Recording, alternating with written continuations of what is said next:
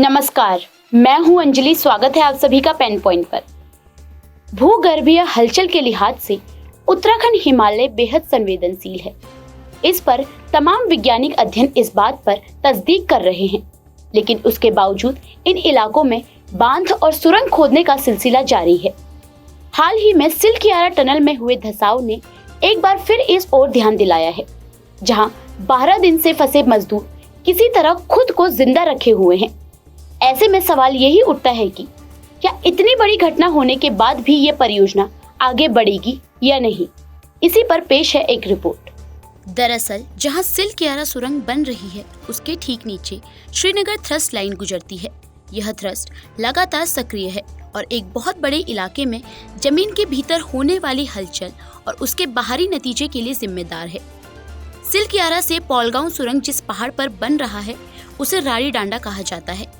Srinagar thrust इस राड़ी डांडा को यमुना से लेकर गंगा तक काट रही है। राड़ी डांडा के पश्चिम में यमुना किनारे नौगांव से लेकर पूर्वी हिस्से में गंगा किनारे धरासू के पास श्रीनगर थ्रस्ट गुजर रही है। यह बात देश के जाने माने भूविज्ञानी प्रोफेसर के.एस. वल्दिया की किताब हाई डैम्स इन हिमालयाज में बताई गई है, जिसमें प्रोफेसर वल्दिया ने टिहरी समेत हिमालय क्षेत्र में बन रहे अन्य बांधों की भूगर्भीय स्थिति को विस्तार में मानचित्रों के जरिए समझाया है।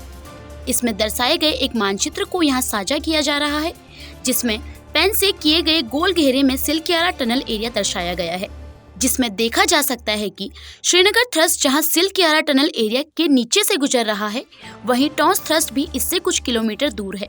इसके अलावा कुछ स्थानीय फॉल्ट भी राड़ी डांडा की जमीन के अंदर काटते हैं। प्रोफेसर वल्दिया की किताब बताती है कि पहाड़ों में भ्रंश यानी शेयर जोन 2 मीटर से लेकर 22 मीटर तक भी फैले हो सकते हैं। सवाल यह है कि सिलकियारा टनल में जहां सुरंग में भूस्खलन हुआ, क्या वह एक बहुत बड़ा शेयर जोन है, और ऐसे में कितने और शेयर जोन 4.5 किलोमीटर की सुरंग के निकट होंगे।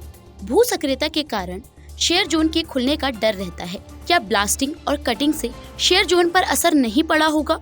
मशीनों से भी भूकंपन होता ही है, क्योंकि राड़ी डांडा भी लघु हिमालय श्रृंखला का हिस्सा है, जो कि फिलाइटी क्वार्टजाइटी चट्टानों से भरा पड़ा है।